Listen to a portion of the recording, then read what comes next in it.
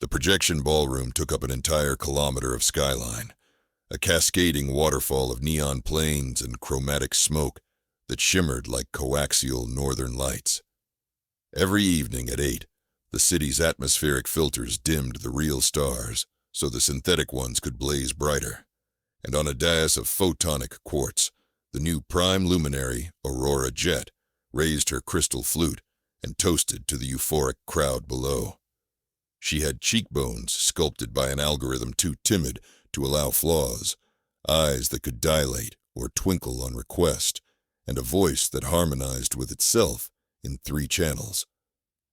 The public loved her deeply, and why shouldn't they? She had been famous long before her election. A chart-topping pop idol, a scandal-proof darling of midday feeds, the smiling face that sold appetite suppressants and nostalgia loops. Aurora was so familiar that when the old flesh-and-bone chancellor collapsed during a live debate, most citizens barely paused between blinks before voting her holographic likeness into office. Many of them could not have described where exactly the energy for Aurora's perfect light came from. It was enough to believe in her brightness, the way a runner believes in distant ground. The district's infrastructural logos promised ethereal leaders, earthly results, a phrase that looked sleek enough to trust. Few glanced at the fine print that followed. Fewer visited the caves. Beneath the city's polished undercarriage lay a labyrinth once bored out for copper and lithium, now expanded into a honeycomb of kinetic dynamos. Ramps, pedals, rotary belts, and ragged hand cranks threaded the caverns like intestines made of girders. Whole generations contracted to these depths spent their lives marching, cycling, or heaving, so the surface could watch its hologram monarchs shimmer.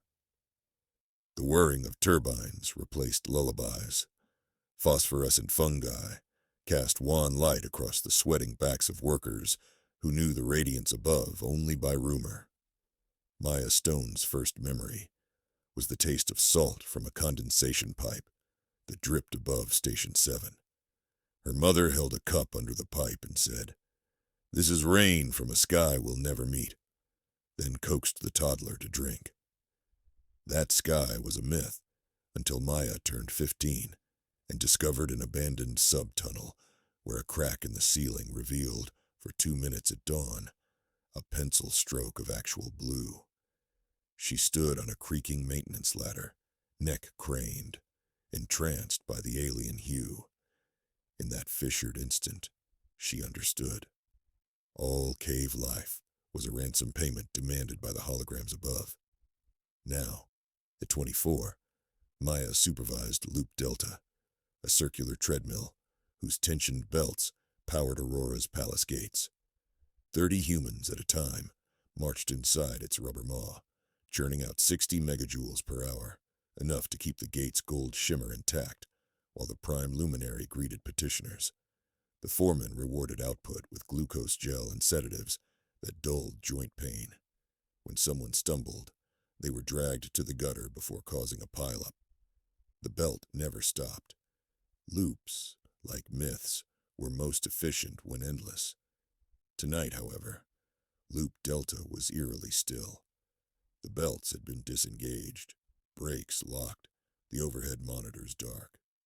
Only a single lantern glowed by the intake door, and beside it stood Biron Holt, the fissured cheek mechanic who had taught Maya to recognize machine dialects. He raised a finger to his lips when she approached. "What happened?"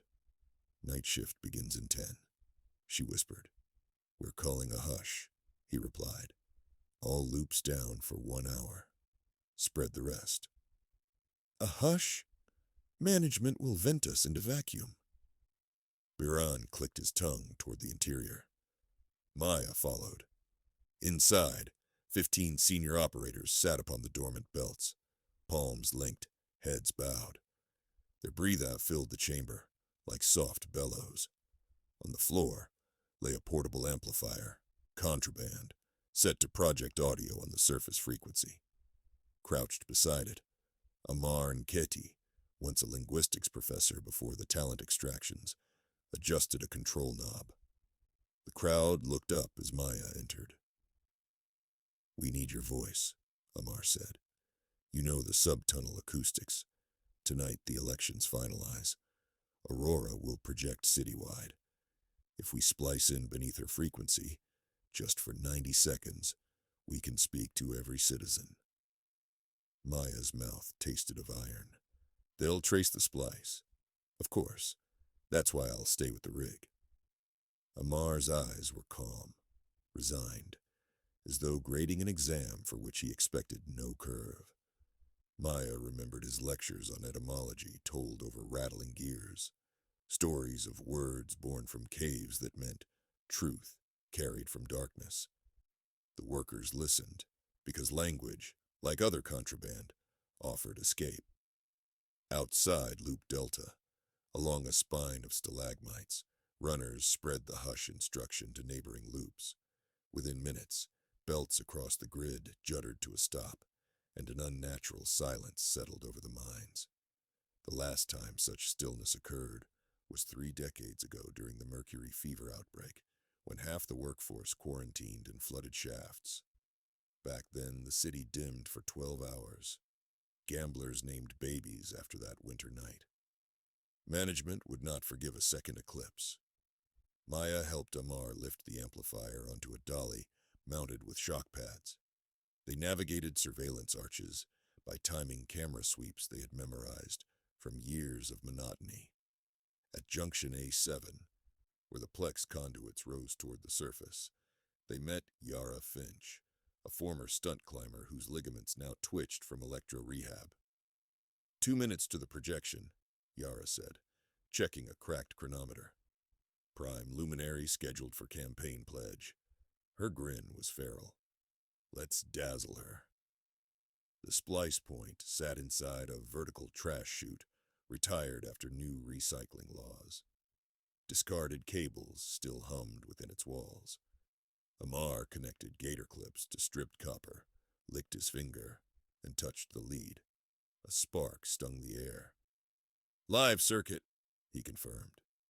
He handed Maya a headpiece cobbled from an old stage mic. "Your accent is mild. Surface folk will trust it. Tell them where their light comes from. Tell them to ask why." Maya swallowed. She had spoken to maybe 300 people in her entire life, all of them wrapped in the same shadows she wore. Now she was expected to address millions who thought of her, if at all, as a statistical footnote in quarterly energy memos. Her legs shook, but Biran steadied her elbow. "You're that crack of blue sky," he murmured. "Let them see through it." Amar counted down. At 0, he flipped the splice switch. On the surface, banners of Aurora Jet rippled above the plaza, each changing hue with the crowd's cheers. The prime luminary's silhouette coalesced in midair. A cascade of sequins, a tilt of the chin, that flawless 3-channel voice.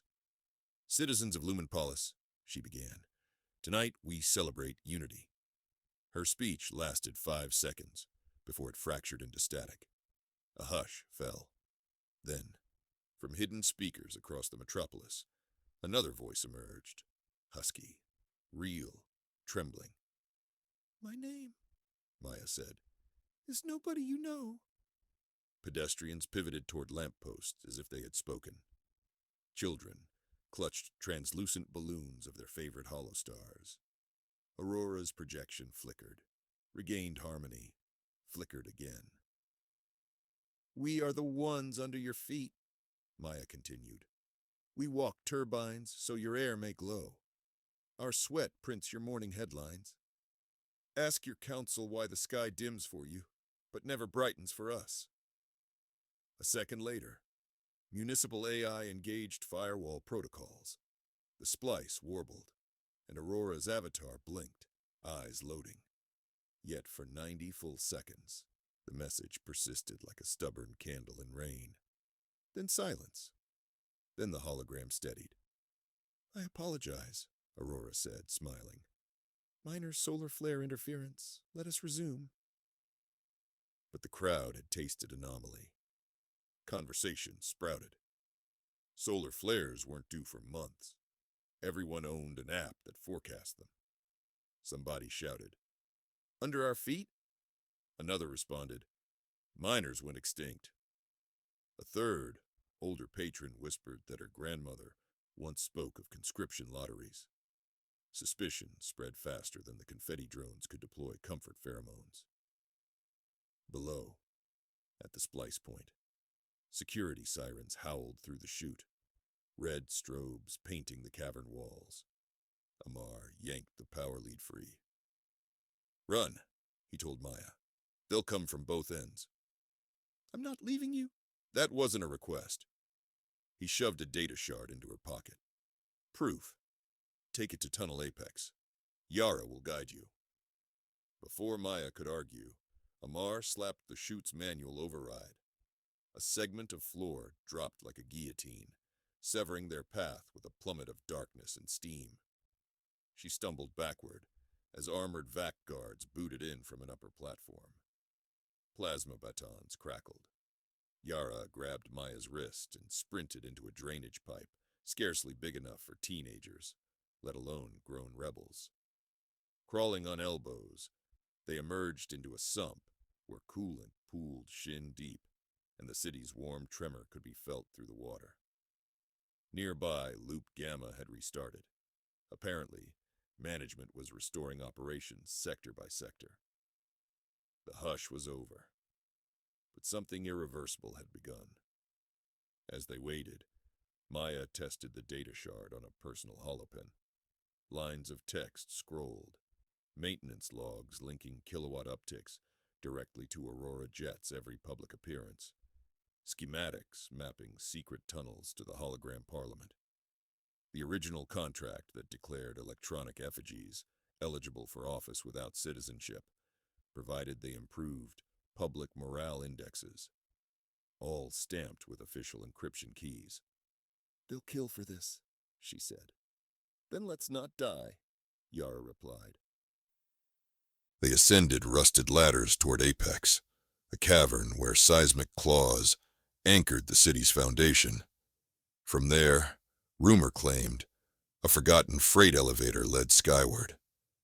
Generations had tried to activate it, but battery cells were rumored dead. Maya's palms burned when she gripped the final rung. At the top waited a half-moon ledge and, to her astonishment, 50 workers, perhaps more, clustered around Baran. He had evaded capture and now addressed the group. The splice reached them, he declared. Security squads scramble across the grid. They can't cover every loop if we halt again by dawn. Enough dark and the surface must look down. A wiry woman raised a fist. Halting is bloodless. They'll just reroute power. Not if we lock the dynamos, Baran countered. Brake pins welded. Buy us 24 hours. Long enough for the data to leak. Eyes shifted toward Maya. She felt the weight of their expectation, heavier than any turbine flywheel. I can get out, she said, surprising herself. The freight elevator. Dead cells, someone muttered. Yara stepped forward. Elevators' mag rails use the same voltage our loops generate. We hook loop gamma straight to the rail, ride it as battery. Murmurs rose, blooming into fragile hope. They split into teams. Welders headed to break the loops. Couriers prepared diversion fires in methane exhaust vents.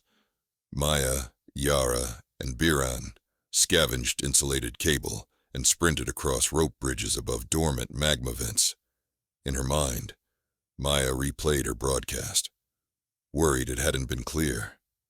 Dreaded that her stammer overshadowed truth. But each time anxiety spiked, she recalled that slice of dawn sky. Its impossible blue steadied her lungs. Hours later, they reached the freight elevator. A steel coffin suspended in a vertical trench, cobwebbed by stalactites. Control levers rusted, indicator bulbs smashed. Yara located the rail coupler and attached 2 thick power lines. "We feed it a burst, ride momentum," she explained. "No turning back." They returned to Loop Gamma, which rumbled at half speed under minimal guard. Security forces were stretched thin. Baran took position at the manual clutch, while Maya prepared the cable spool. When everything was set, he looked at her with paternal softness. "Remember the stories," he said. "Truth from darkness." She squeezed his shoulder and ran. At the elevator shaft, Yara had wedged the doors open. Beyond yawned a column of blackness whose far end hinted at starlight. Maya connected the clamps, sparks jumping like fireflies. She counted down with Yara. On cue, Biren engaged Loop Gamma's clutch, flooding the line with kinetic electricity. The rail hummed, coils magnetizing, the lift shuddering as though resurrected from a bad dream. Steel groaned, bolts ejected rust. "Board!" Yara yelled. Maya jumped inside. Yara thrust a pry bar to wedge controls to ascend and leapt beside her. The elevator shot upward so fast, Maya's knees buckled. Air compressed below them, howling through the cage. Soon the temperature shifted, humid mineral breath giving way to chilled city ventilation. Lights flashed beyond grillwork. Maintenance floors left unused for decades offered glimpses of dusty signage. Biopark expansion, monorail staging, emergency rations. Halfway up, sirens erupted. Security had detected unauthorized motion. The rail jolted. Deceleration clamps firing. The lift slowed, then shimmied. Maya's heartbeat drummed like all the loops combined. "They'll cut power," Yara said. "Momentum will carry us," Maya replied, though she had no proof. Indeed, the hum died. The cage plunged briefly, before inertia stilled it. Above, less than 10 meters, she saw the silhouette of an access gate. Daylight, pouring like melted ore. They had to climb. They forced the inner gate, scrambled onto the rail ladder. Maya's shoulders shrieked with effort, but adrenaline numbed the pain. She reached the top, smashed the surface hatch's aged lock with Yara's pry bar, and pushed. For the first time, real daylight, not the filtered twilight of a cave crack, but full, unbroken sun, bathed Maya's face. It dazzled so hard, tears came uninvited. They emerged into a disused warehouse on the city's outskirts, all ventilation louvers and pigeon nests. Through broken panels, she saw towers gleaming like upright blades, hollow billboards still flickering despite the night's disruption. Aurora Jet's visage cycled a forced smile. Yara pulled her to cover. "Time for your encore."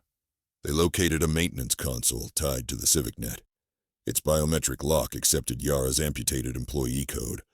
So many cave workers were once surface citizens, before debts dragged them below. Maya inserted a Mars data shard. The console resisted, flagged unauthorized encryption. Then, after a command override, Yara learned back in a stunt rigging class. The files spilled across public channels. All at once, commuter implants, home assistant screens, and wristband feeds blinked with scrolling documents. Civil Energy Act Annex, Human Kinetic Division, Projected Hologram Retention Protocol, Aurametrics Public Morale Graphs. Each line exposed the bargain. Infinite glamour purchased by subterranean servitude. Shouts rose in the streets. Cars halted mid-lane. Some citizens dropped to their knees, vomiting shock. Others screamed.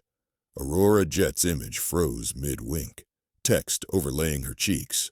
Source error. Photon budget exceeded.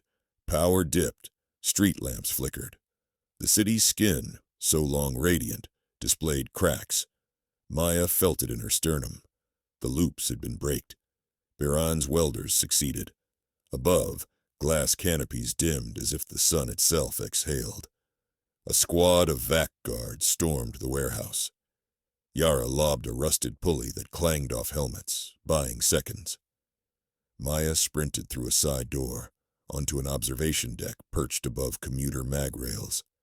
Below, thousands gathered, many in nightclub attire, others in pajamas, all fixated on their sputtering wristbands. She grabbed the deck microphone, wired for tourist announcements. Static cleared. "Look at the ground," she shouted. Her voice, amplified by abandoned PA systems, now commandeered by a glitching city network, echoed through multiple blocks, faces tilted up. "The caves are real. Your light drinks our blood. Demand different." Shots rang. A plasma beam sizzled the railing near her hand. She ducked. Yara dragged her behind a kiosk, eyes wide. "It's out," Yara breathed. "No going back." Beneath their platform, a chant began. Not in unison, not yet, but rippling. "Bring them up! Bring them up!" Others shouted, "Shut the hollows! Flesh leaders now!" The city's responsive AI, trained to reward crowd sentiment, projected calming blue patterns in the sky, but power fluctuations rendered them patchy. A symbol of a dove fractured into pixelated feathers. Vac guards formed cordons, but the civilian tide swelled, surging toward the hologram parliament. Maya watched, stunned, as citizens tore down hollow emitters, revealing empty plinths underneath. Some cried at the sight of nothingness, as if glimpsing mortality for the first time. Yara squeezed Maya's hand. "We need to find a way to open the freight lifts from this side. Bring everyone up." "And Aurora?" Maya asked. "She never existed. We fight flesh that hid behind light." Maya rose, her shadow stretching across cracked tile like a flag. Alarms, sirens, revolt. They were thunderous, yet beneath them, she detected a new sound. The absence of the loop's monotonous churn. Silence from below had become the loudest protest. They navigated back inside as vac guards repositioned. Yara located a security terminal, listing subterranean controls. They uploaded override codes Yara had copied years ago when teaching safety rigging. One by one, lift status lights blinked from red to green. Evacuation beacons activated in cave corridors, cascading crimson arrows along stone walls. A final command unlocked ventilation baffles. For the first time in a century, fresh air whooshed downward. Maya pictured her mother somewhere near Station 7, tasting that breeze and knowing the barrier had cracked. She addressed the console's intercom to every shaft speaker. "Ascend," she said. "The doors are open." It took hours, maybe half a day. Time blurred. Thousands emerged, blinking, coughing, into world daylight. Some collapsed, overwhelmed. Surface volunteers, many newly self-drafted, brought water, blankets, data goggles dimmed to cushion bright skies. City media, jolted awake from decades of cheerful hologram coverage, scrambled drones to film the exodus. Real humans, gaunt and greased with cave soot, filled news feeds long reserved for frictionless photonic idols. Aurora Jet's final broadcast looped unattended on minor billboards until a teenager yanked the power cord and the prime luminary dissolved into daylight like mist. Of course, victory was imperfect. The corporate prefects still possessed emergency funds and armed enforcers. Legal squalls brewed. Some citizens clung to the comforting polish of holographic certainty, unwilling to anchor hopes in messy corporeal leaders. Yet the cornerstone had shifted. Truth carried from darkness had reached the square. Maya stood atop the freight elevator's surface platform as the last wave of workers arrived. Biran emerged, limping, soot-streaked. When he saw the sky, indisputably real, he wept without hiding his face. He clasped Maya's shoulders. "You showed them the crack," he said. "Now the world floods in." Behind them, The crowd's rumble transformed into song, ragged, off-key, but beautifully human.